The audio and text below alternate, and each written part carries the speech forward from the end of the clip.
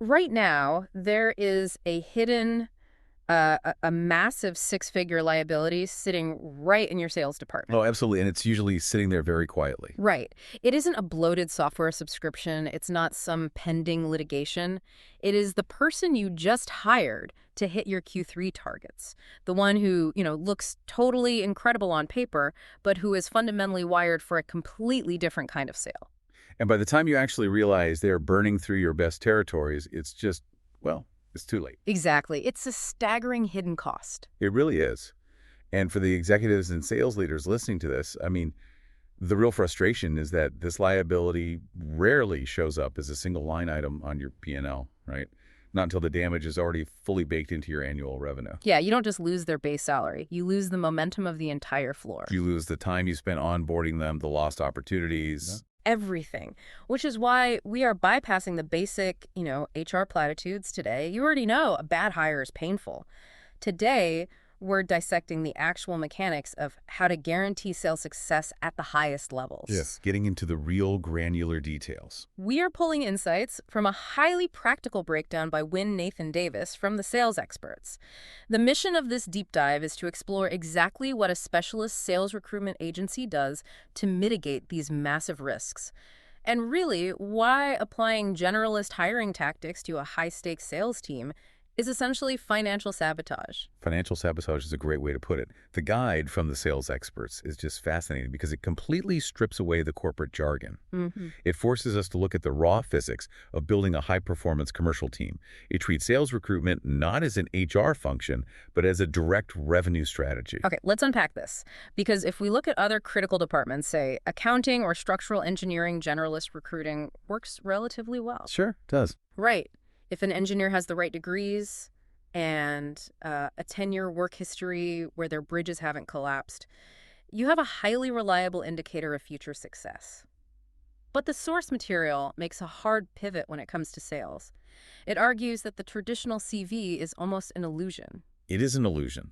Yeah, And it's an illusion because a sales CV is often just a document of outcomes without any context regarding the environment that actually produced those outcomes. right. The context is completely missing. Exactly. The source material gives a really striking example of this. You could have two candidates with the exact same job title, let's say enterprise account director, working in the exact same industry. On paper, their resumes look identical. Identical. But in reality, one candidate is generating £1 million in annual revenue, while the other is fighting just to hit 200,000. Wow. I mean, I get the titles are heavily inflated. We all know that. But let me push back on this a bit. Because if I am an executive looking at a candidate's W-2 or their P60, and I can literally verify that they took home $150,000 in commission last year. The money doesn't lie. Right. The money doesn't lie. Why isn't a documented massive commission check enough proof that they are just a killer? Well, the money doesn't lie about the past, but it is a terrible predictor of the future if you don't understand the mechanism of how that money was earned. How so? What's fascinating here is that a specialist sales recruiter knows a massive commission check can be the result of a highly favorable, completely anomalous environment. Ah. A generalist recruiter sees the W-2 and stops right there. They go, great, they hit quota. But a specialist dissects it. Did that candidate actually hunt for those deals, or were they handed a legacy book of business that just happened to renew? Ah, so you're looking at the difference between a farmer who just harvested what was already planted and a hunter who actually had to go out and clear the field. Precisely that. The specialist is analyzing the underlying behaviors. They are evaluating how that candidate builds pipelines from absolute zero.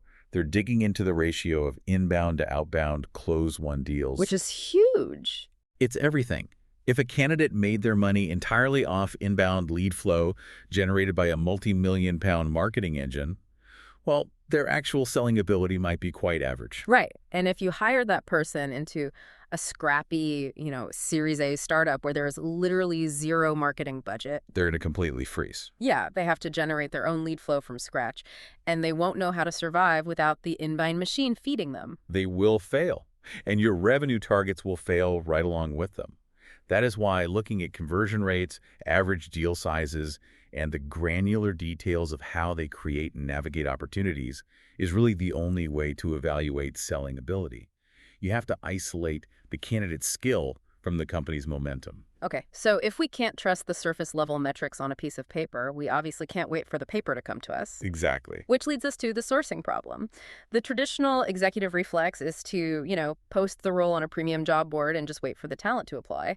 But the guide suggests this is fundamentally flawed for high-level sales. It is flawed because of what we might call the active candidate paradox. The active candidate paradox. I like that. Right. The very fact that a salesperson has the time and motivation to perfectly format their resume, scroll through job boards all day, and actively apply to your posting is often the exact data point proving they aren't crushing their current quota. That makes perfect sense. The absolute best salespeople, the top 1% who consistently blow past their targets, they are far too busy earning massive commission checks to look at job boards. Absolutely. They are heavily incentivized by their current leadership to stay exactly where they are. So they are passive candidates. And this is where the methodology of a specialist agency diverges completely from a standard internal HR process. Because the best talent is passive, the specialist employs two highly aggressive strategic phases: market mapping and headhunting. Okay, so walk us through the actual mechanics of market mapping. It sounds great in theory, but what does that look like on the ground before a single candidate is ever even contacted? Okay, imagine we are hiring a senior rep for a specialized cybersecurity firm. Market mapping is the process of surveying the entire talent landscape to identify the total addressable pool of high performers. So they're looking at direct competitors. They are, but the recruiter doesn't just look at the organizational charts of direct cybersecurity competitors. They analyze adjacent industries. They look at companies selling complex cloud infrastructure or enterprise networking into the exact same chief information security officers. Oh, I see. They are mapping out the people who already own the relationships with the exact buyers you need to reach, regardless of what specific product they happen to be selling right now. Exactly. They are identifying the talent based on the complexity of the sale and the target demographic, building this comprehensive grid of potential targets. And they verify who the consistent top performers are through their own industry networks before any outreach even happens. Here's where it gets really interesting, because as an executive, engaging a specialist means you are suddenly gaining access to a completely invisible talent pool. Invisible to everyone else, yes. You're looking at a curated list of elite candidates who would never ever see your LinkedIn post because they just aren't looking for a job. And once that invisible map is built, the headhunting phase executes. And we need to be really clear here. This is not sending a generic automated connection request. Right, no spamming. It is a highly targeted strategic extraction. The recruiter approaches these passive, high-performing candidates directly and confidentially. It's essentially a specialized, high-stakes sales process in itself. The recruiter is selling the strategic value of your company's opportunity to a professional who evaluates opportunities for a living. Yes. Which honestly sounds like an incredibly difficult pitch to land. It requires immense industry credibility. Okay. A top-tier passive salesperson will simply hang up on a recruiter who doesn't fundamentally understand the commercial realities of their market. Yeah, they have zero patience for that. None. The recruiter has to speak their language, understand their current compensation structures, and articulate a compelling reason why a move aligns with their long-term career trajectory. Okay, so let's follow the timeline here. The agency has mapped the market beautifully. They have successfully headhunted a passive rainmaker.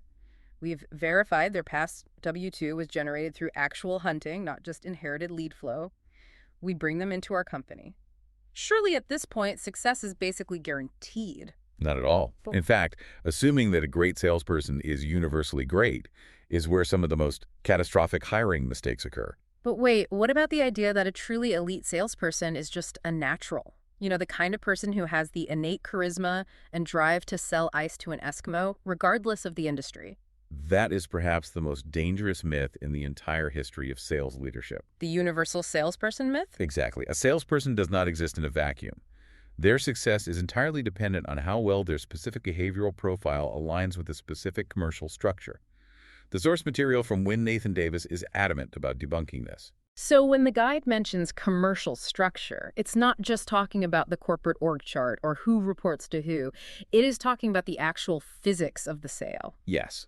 Think of it like the difference between an Olympic sprinter and an Olympic marathon runner. Okay. Both are elite, world-class athletes. But if you take the sprinter whose entire physiology is calibrated for explosive, short-term power and drop them into a 26-mile marathon, they aren't just going to lose. They're going to completely collapse. That analogy perfectly illustrates the divide between transactional and enterprise sales. Let's look at the transactional side. You have a high-volume inside sales role. The deal size is small, maybe a few £1,000s. The sales cycle is 24 hours. Right, high velocity. The rep is making 80 calls a day, relying on high energy and that immediate dopamine hit of closing 3 deals before lunch. They are the sprinter. And then you have the enterprise technology sale. The deal size is £2 million. The cycle takes 18 months. A massive difference. It requires navigating legal departments, procurement committees, highly skeptical technical buyers. That rep is the marathon runner. They have to be methodical, highly strategic, and comfortable with delayed gratification. So if you take that transactional sprinter, who might be the #1 rep at their current high-volume company, and put them in an 18-month enterprise cycle, they will literally lose their mind waiting for a contract to sign. Oh, they'll burn out in month 3. Their muscle twitch is calibrated for entirely the wrong race. And the reverse is equally disastrous. Absolutely. A strategic enterprise rep used to meticulously mapping out a multinational corporate hierarchy over 12 months. Well, they will be paralyzed if you drop them into a role where they need to make 60 cold calls a day just to survive. Right. The buyer sophistication, the product complexity, the size of the territory, these are the elements of the commercial structure. Matching the candidate's historical cadence to this specific environment is what drastically improves hiring accuracy. Which means if you don't aggressively map your own commercial environment before you start interviewing, you aren't actually hiring, you're just guessing. You are throwing expensive talent at a wall and hoping the physics match. You are playing roulette with your revenue. A specialist agency spends a significant amount of time up front interrogating your specific commercial structure. They need all the details. They want to know your average cycle length, your typical bottleneck in the deal flow, your buyer personas, so they only present candidates whose actual proven selling behaviors perfectly map to your ecosystem. So we have the alignment. The agency presents a highly curated shortlist of passive candidates who fit our specific commercial marathon. Now we enter what I call the final mile, the interviews and the negotiations. This is where it gets tricky. Yeah, as a hiring manager, this is where the anxiety spikes. Salespeople are, by definition, professional persuaders. They know how to build instant rapport, they know how to mirror body language, and they are experts at handling objections. They're basically professional interviewees. Exactly. How do we stop ourselves from just hiring the person who is the most charming in the room?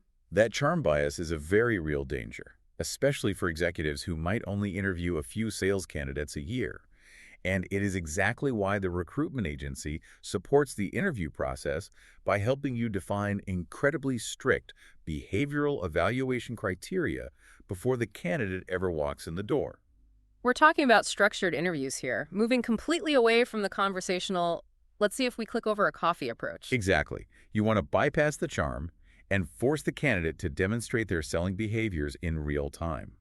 The agency advises on specific questions designed to trap the charismatic but ineffective candidate. Oh, I love this. Can you give us an example of what that kind of trap looks like in practice? Sure. One of the most effective techniques is asking the candidate to break down the exact anatomy of the largest deal they recently lost. Lost, not won. Right. A charming but mediocre candidate will blame external factors. They'll say, well, the product was too expensive, the competitors slashed their price, the prospect just didn't get it.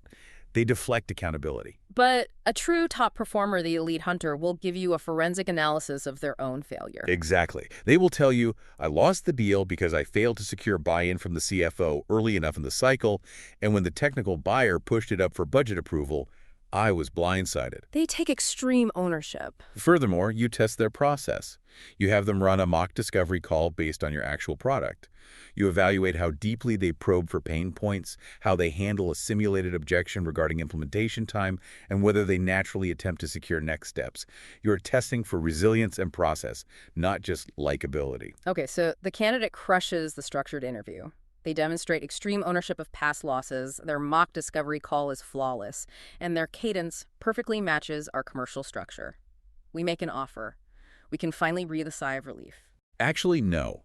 This is the most fragile part of the entire process. I'm kidding. Think about the context. We are dealing with high-performing passive candidates, They're already employed, they are highly respected where they are, and they are entirely successful. Right. They aren't desperate for a paycheck. They're operating from a position of total leverage. They have maximum leverage. Hmm. High performers in today's market almost always have multiple offers materializing simultaneously. And the moment they hand in their resignation, their current CEO is going to panic. Oh, they're going to scramble. They're going to realize the massive gap this person is leaving in their revenue projections, and they will throw a highly aggressive counteroffer at them to stay. More money, a better title, a larger territory. The counteroffer. It is the absolute bane of a hiring manager's existence. You spend months finding the perfect fit, and it falls apart at the 1-yard line because their current boss suddenly finds an extra 30,000 pounds in the budget. And this is where the delicate art of negotiation management comes in. A specialist agency does not just forward your employment contract and hope for the best.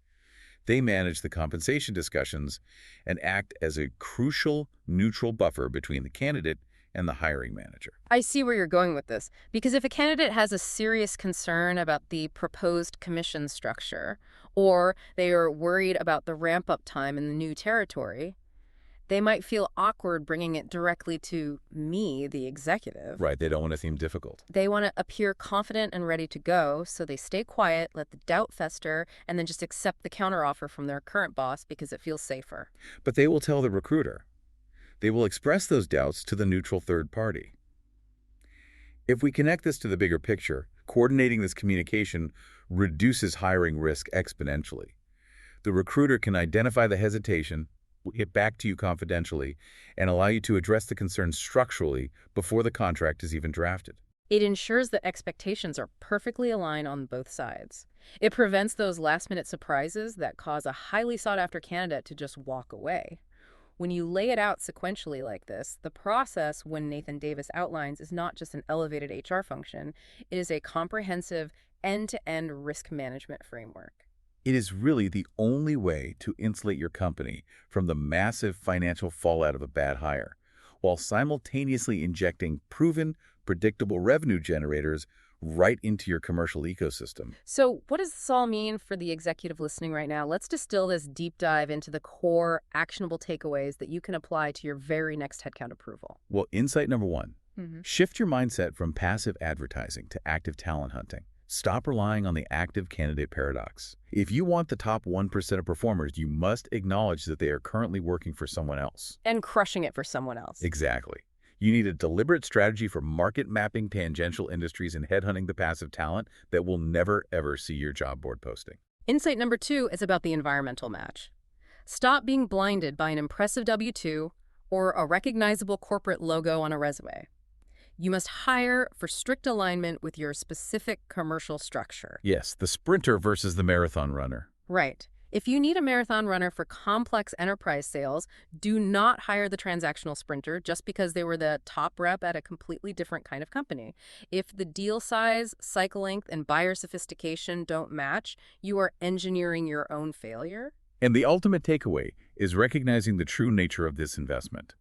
Engaging a specialist recruitment process is not an operational expense. It is a direct revenue strategy.